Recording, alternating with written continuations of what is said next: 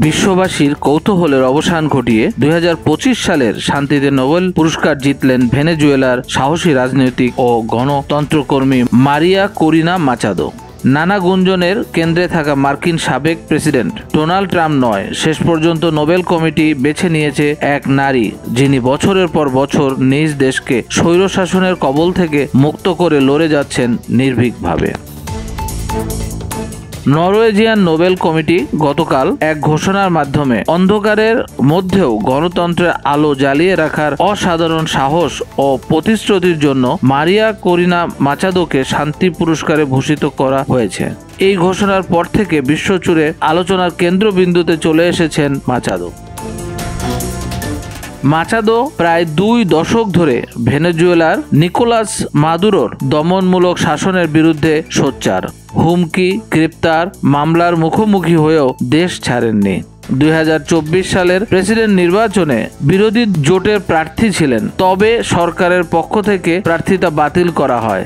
পরে তিনি অন্য প্রার্থী এডমোন্ডো গন্ডালেস উরুতিয়াকে সমর্থন দেন এবং লক্ষাধিক স্বেচ্ছাসেবককে সংগঠিত করে ভোট পর্যবেক্ষণে গুরুত্বপূর্ণ ভূমিকা রাখেন।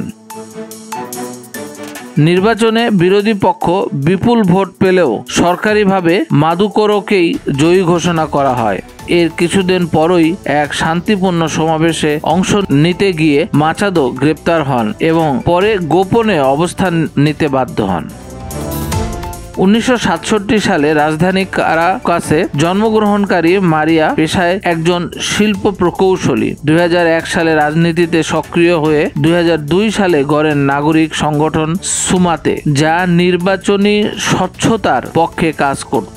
2004 সালে তিনি হুগো স্যাভেজের বিরুদ্ধে গণভোট আয়োজনের চেষ্টা করেন, যার ফলে তার বিরুদ্ধে রাষ্ট্রদ্রোহের মামলা হয়, তবুও থেমে যাননি।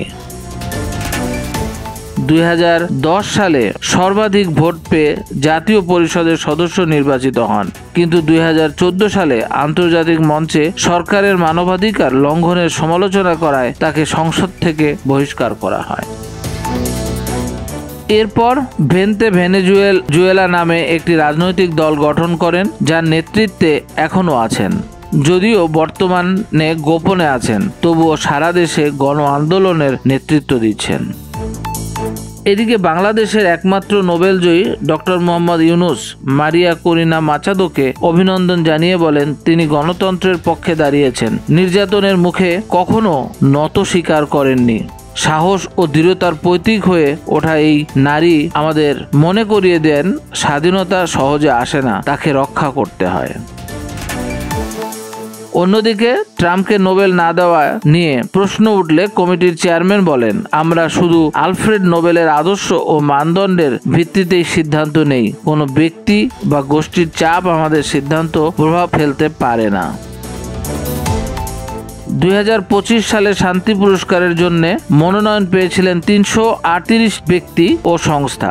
তীব্র প্রতিযোগিতায় সবকিছুকে ছাপিয়ে এগিয়ে গেলেন মারিয়া করিনা মাচাদো।